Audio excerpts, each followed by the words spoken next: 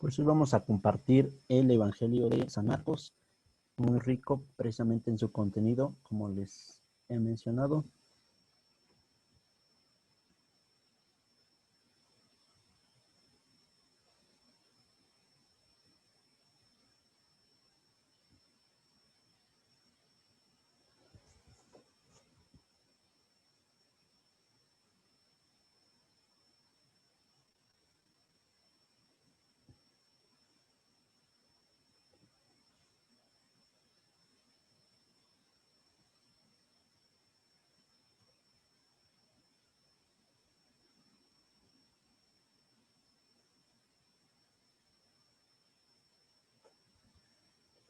A ver, no sé cómo está aquí.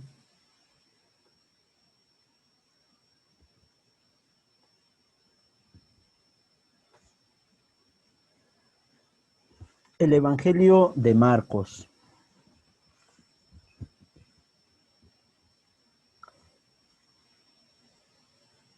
Autor, lugar y fecha de composición. La obra llamada Segundo Evangelio en el orden del canon no tiene firma.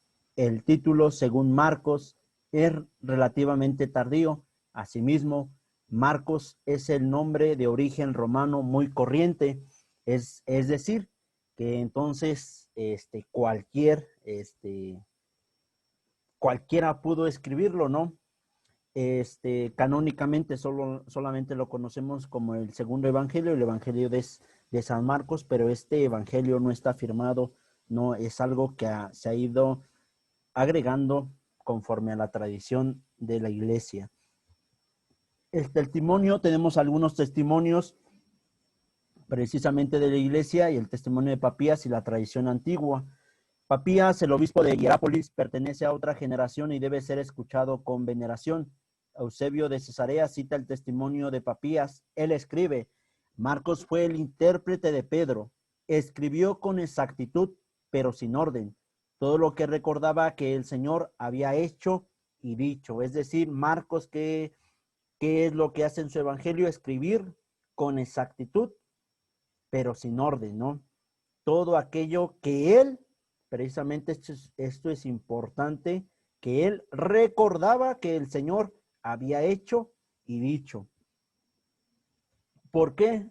¿Por qué recordaba? Porque vamos a ver en su momento ya cuando se vea el Evangelio de San Juan. San Juan dice muchas cosas se escribieron o muchas cosas, muchos milagros hizo Jesús, pero se han escrito estos ¿para qué?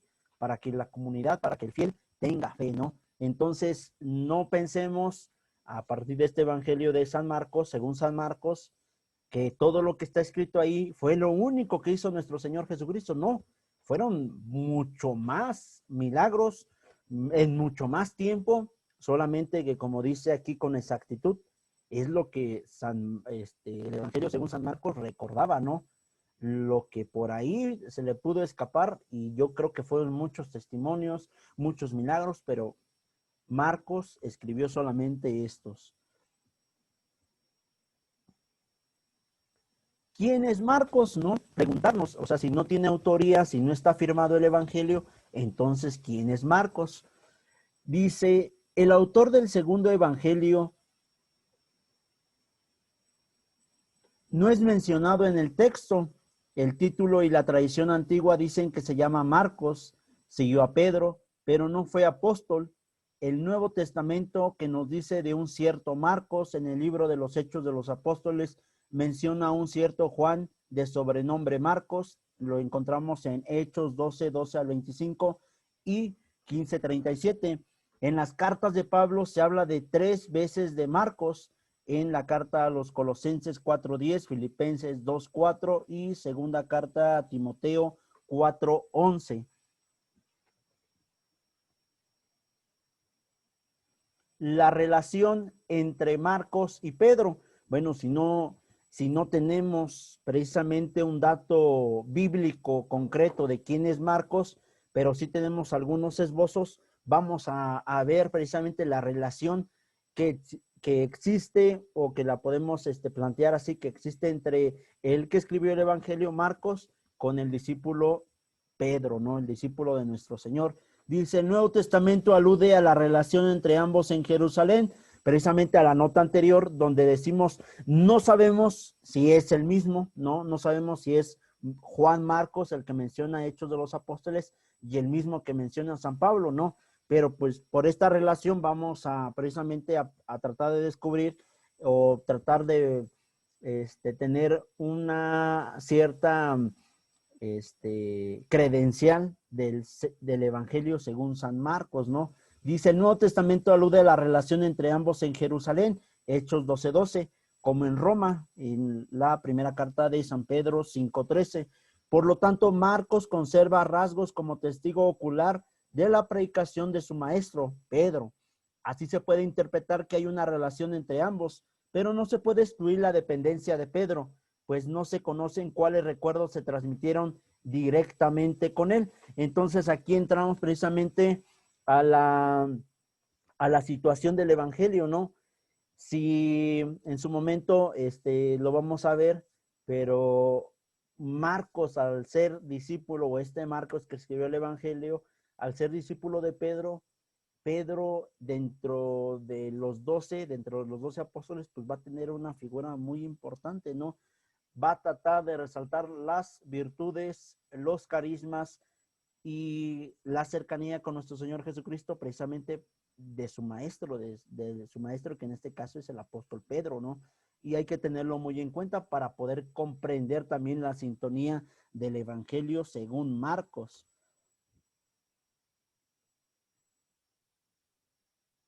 Dice, el segundo punto se desarrolla de dos maneras. Una imagen favorable se atribuiría a la admiración de Marcos y la imagen desfavorable a la humildad de Pedro. Por ello, Pedro aparece como un entusiasta fascinado por la admiración de Jesús, pero demasiado ciego para captar su realidad, ¿no? Vamos descubriendo cómo dentro del Evangelio, si aquel que escribió el Evangelio se titula según Marcos, entonces Marcos es discípulo de Pedro el apóstol y por eso le trata de poner dentro del Evangelio como una figura importante, como ya se los había mencionado, figura positiva y figura negativa. Positiva, el entusiasta, el fascinado, el que despierta una admiración por Jesús. Parte negativa, el que no comprende, el que le cuesta mucho entender la misión de nuestro Señor Jesucristo, el inoportuno, ¿no? ¿Cómo les diré? El imprudente, ¿no? En este caso, en el Evangelio de San Marcos, se presenta así la figura de San Pedro el apóstol. Ahora, la relación es que no tenemos precisamente una credencial precisamente para este Evangelio según Marcos, ¿no? Tenemos que encontrar las relaciones que podamos visualizar dentro de la Sagrada Escritura. Ahora entramos a la relación entre Marcos y Pablo. Dice, aunque la tradición subyace más la relación de Marcos con Pedro, algunos textos presentan una relación estrecha con Pablo. En se ha identificado con un Juan Marcos, pariente de Bernabé y compañero de Pablo. Aquí encontramos otro Juan Marcos, ¿no? No sabemos si es el mismo, pero la tradición pues así lo presenta. Lugar y fecha de composición. Todos los libros de la Sagrada Escritura tienen un lugar y una fecha de composición. Esto podrían decir ustedes, pero esto a mí ¿qué me interesa? ¿Qué me interesa dónde escribieron el Evangelio o la fecha de composición? Pues sí nos debe de interesar. ¿Por qué? Porque tenemos que ubicar el Evangelio, tenemos que ubicar el texto bíblico en su contexto. ¿Para qué? Para que el Evangelio o cualquier libro de la Sagrada Escritura no se convierta en un pretexto, ¿no? He visto muchos, por ejemplo, ahorita con lo del COVID, que muchos salen, ¿no? En las redes sociales, es que esto es una profecía que ya estaba en la Sagrada Escritura. A ver, espérate, no interpretes mal la Sagrada Escritura y no saques de su contexto a la palabra de Dios. Y esto tiene que ser fundamental para nuestro estudio de la Sagrada Escritura. Cuando nosotros queramos acercarnos a un texto bíblico, hay que tratarlo desde su contexto. ¿Por qué? Porque podemos hacer una mala interpretación, ¿no? Por ejemplo, hace 20 días que nos presentaba el Evangelio Dominical, cómo una mujer pagana se acerca a Jesús y le dice, no es bueno quitarle la comida a los hijos para dárselo a los perros, ¿no? Y esta palabra perros, dentro del contexto en el que lo está citando, en su caso San Mateo, es una palabra muy, muy, muy fuerte y que tendríamos que comprender desde su contexto, ¿no? Entonces, esto nos lleva precisamente a comprender el sentido exacto, el sentido concreto del Evangelio, ¿no? O de cualquier libro, ¿no? Lugar y fecha de composición siempre van a ser muy importantes y los tenemos que tener muy presente. El lugar de la edición de la obra de Marcos parece ser Roma y sus destinatarios, los cristianos de Roma, ¿no? Entonces, no solamente tenemos un lugar y una fecha de composición, sino también tenemos unos destinatarios. ¿Para quién voy a escribir este evangelio? Para los cristianos de Roma, ¿no? Es, por ejemplo, es como una carta. Los evangelios y los escritos del Nuevo Testamento, pues precisamente son cartas, ¿no? Testimonios que mando a tal comunidad, ¿no? Y esto nos va a servir a nosotros para decir, las problemáticas que pudieran remarcar el evangelio o los evangelios o las cartas de San Pablo, que es aún más marcado, nos dicen que esa comunidad sufría de esta dificultad, estaba presentando estos problemas, estas situaciones, ¿no? Y eso nos centra precisamente porque los evangelistas o los apóstoles hablan de esa manera, ¿no? Entonces, este evangelio, según Marcos, está escrito al parecer en Roma y para cristianos de Roma. Sin embargo, para algunos investigadores el lugar es Galilea o bien el sur de Siria, con el argumento de la importancia que da Marcos a esta ciudad o territorio. Respecto a la fecha de composición, se puede situar entre los años 64 al 70 después de Cristo, ¿no? Entonces, lo más probable es que se haya escrito en Roma, pero pues también hay otras dos hipótesis, ¿no? Tanto en Galilea o bien al sur de Siria.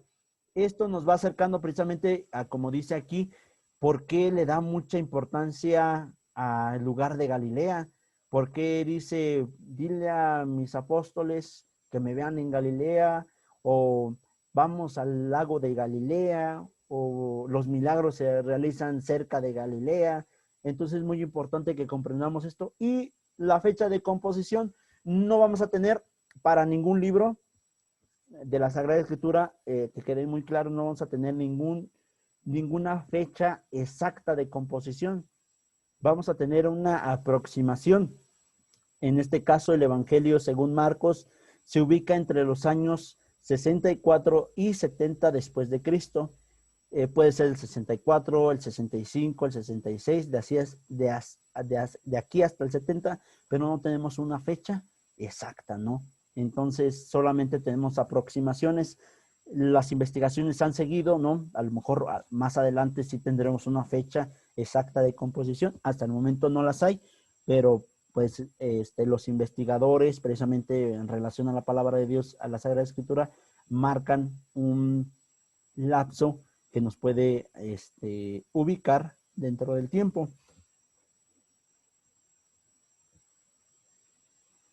Destinatarios, como ya escuchábamos en la diapositiva anterior, dice los cristianos de Roma, pues a ellos es preciso explicarles las costumbres judías y las palabras arameas, pero no se excluye una minoría judío-cristiana, la cual tiene resuelto el problema del alcance de la ley.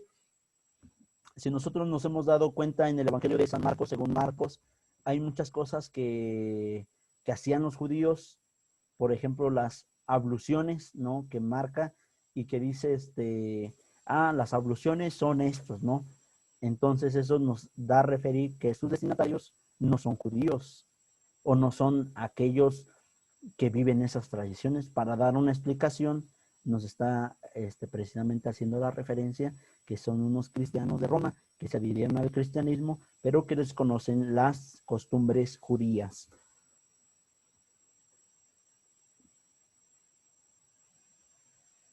La comunidad en periodo de crisis.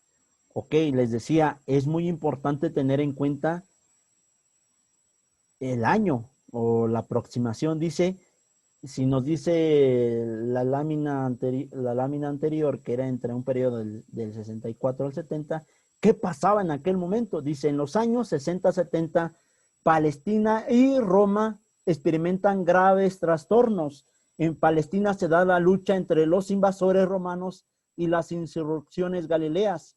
La guerra judía estalla en el año 66 y en el 70 cae Jerusalén. En tanto en Roma, Nerón es emperador desde el 54. En el año 64 surge la devaluación del denario y el incendio de Roma, además de la guerra civil en el 69 y la proclamación de Vespasiano como emperador. Ante estos hechos de crisis política y trastorno cósmico, posiblemente el capítulo 13 de Marcos se desarrolle como un apocalipsis en el que se invita a los cristianos a vigilar con certeza la venida del Hijo del Hombre, ¿no? Entonces, todo el Evangelio ya a partir de su contexto va encontrando sentido, ¿no? ¿Por qué el capítulo 13 nos lo presenta San Marcos como una situación apocalíptica? Pues por estas guerras en las que estaban viviendo tanto en Roma como en Palestina.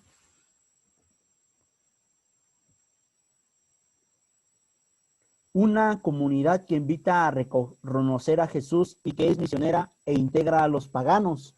La comunidad es un grupo cristiano que solo encuentra su identidad descubriendo la de Jesús. La comunidad ofrece lugares para acometer la aventura del reconocimiento, es decir, el culto y la enseñanza.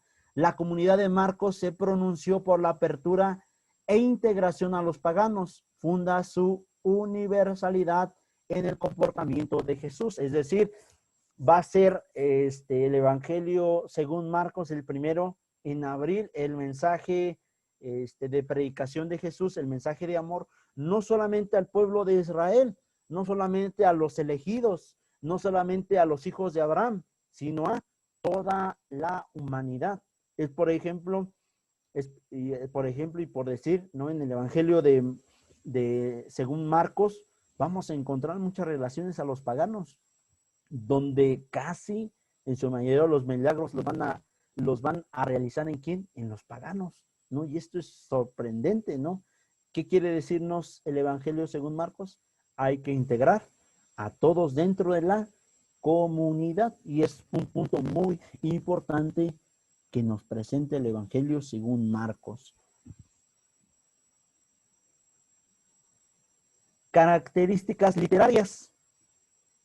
Precisamente ya al ver el contexto, fecha de composición, destinatarios, pues tenemos unas características literarias que nos ayudan a comprender mejor el texto.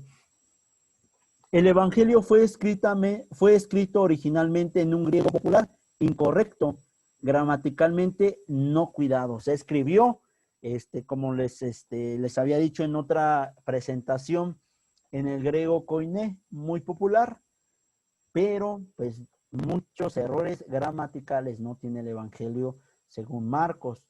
El texto primitivo ha llegado hasta nosotros de forma completa y sustancialmente buena.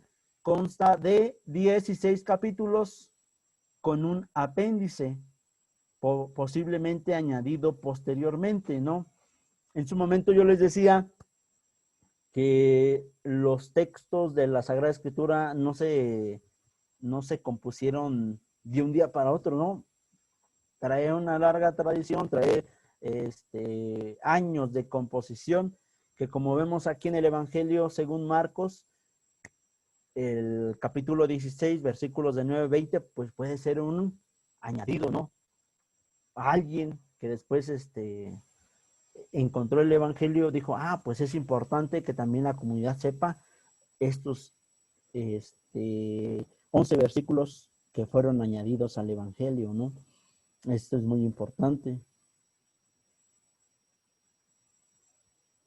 Lengua y estilo. La obra está escrita en un griego koiné, como ya les mencionaba, con influencia semita. ¿Qué es la influencia semita? Es precisamente la influencia de la lengua hebrea, la lengua de nuestro Señor Jesucristo, el hebreo. Su estilo se caracteriza por el uso poco cuidado del vocabulario, la libertad de la síntesis y la viveza y realismo de sus relatos. O sea, el Evangelio de según Marcos, casi como si el evangelista estuviera ahorita viendo la escena y la está redactando, ¿no? Eso es a lo que nos invita el Evangelio según Marcos.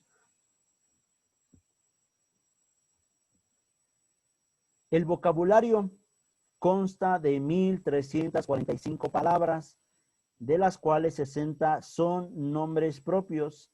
Marcos atribuye distintos sentidos a una misma palabra, tiene una repetición constante de palabras, utiliza una serie de diminutivos de carácter popular, emplea palabras estilísticamente vulgares, contiene semitismos, arameísmos, emplea igualmente unos latinismos provenientes del lenguaje técnico-militar, comercial y jurídico. Y por último emplea 46 palabras del lenguaje cristiano.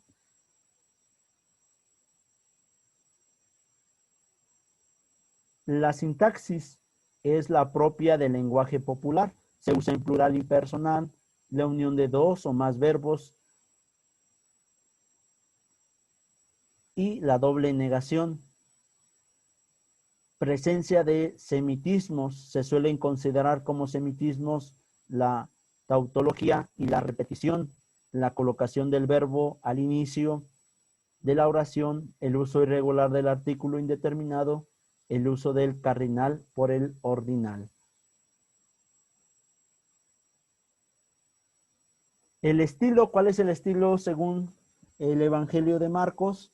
Se nota un estilo popular y vivo, propia de la lengua hablada, utilización de una serie de recursos que imprimen en la narración un buen ritmo, emplea con frecuencia el presente histórico, el estilo directo, son frecuentes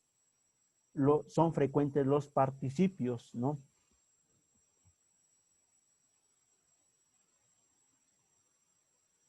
El material utilizado por Marcos, el texto está compuesto por fragmentos generalmente breves y fácilmente aislables del contexto en el que se encuentran y cuya unión en la mayoría de los casos es artificial. Encontramos relatos de milagros, al parecer son 17, 4 relatos de exorcismo, 8 relatos de curación, un relato de resurrección, 2 relatos de salvamiento en el mar y 2 relatos de multiplicación de pan. Estos son 17 milagros o 17 relatos de milagros que nos presenta el Evangelio según Marcos.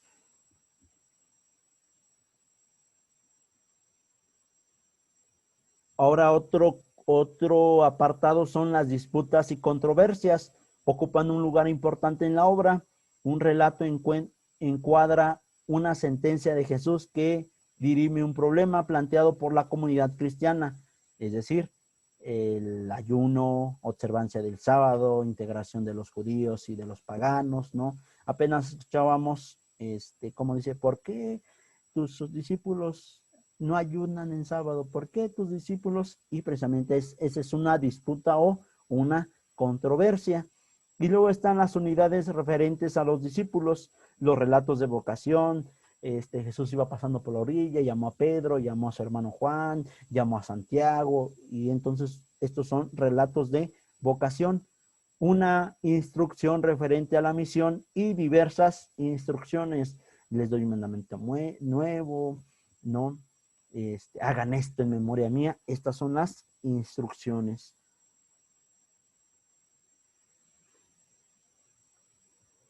Otro apartado son las parábolas y comparaciones. En Marcos se hallan 12 parábolas, mientras que Mateo contiene 33 y Lucas 39 parábolas. Solo una es propia de Marcos, que encontramos en el capítulo 4, versículos 26 a 29. Es decir, esta no la encontramos en ningún otro evangelio, ¿no? Solamente Marcos tiene esta característica, una parábola de Marcos 4, 26, 29. Y para no quedarnos con la duda, ¿cuál es esta parábola? La parábola de la semilla que crece por sí sola, ¿no? Muy pequeña, no hay referencia con los demás evangelios. Dice, también decía, el reino de Dios es como un hombre que siembra el grano en la tierra, duerme o se levante, de noche o de día, el grano brota y crece sin que él sepa cómo. La tierra da fruto por sí misma, primero hierba, luego espiga, después trigo abundante en la espiga, y cuando el fruto lo admite, enseguida se le mete la hoz, porque ha llegado la siega. Única parábola que encontramos en Marcos y que es de su autoría, podríamos así decirlo. Sentencias de carácter profético o apocalíptico. Marcos contiene 13 de las palabras apocalípticas de Jesús. Son palabras de predicación, pero también de advertencia y de estímulo, llamadas de atención a la manera de los profetas, ¿no?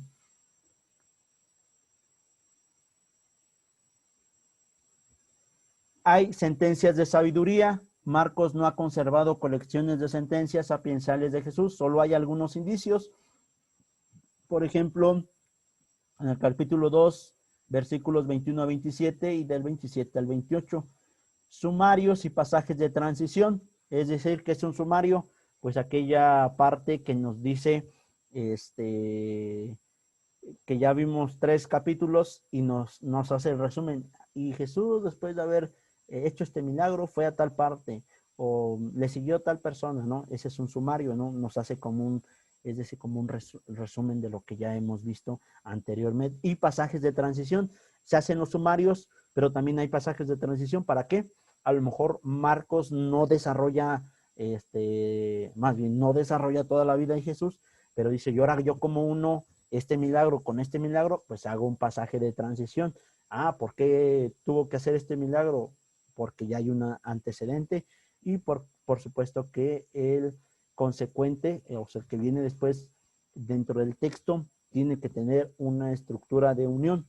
Dice, los sumarios son unidades breves, el autor interrumpe su desarrollo para subrayar un determinado aspecto de la actividad de Jesús y darle un alcance general. Por ejemplo, en el capítulo 1, versículos 32 a 34. El Evangelio está formado por colecciones reunidas por diferentes motivos: afinidad de forma literaria, interés biográfico, exigencia de culto, de la enseñanza o de la misión.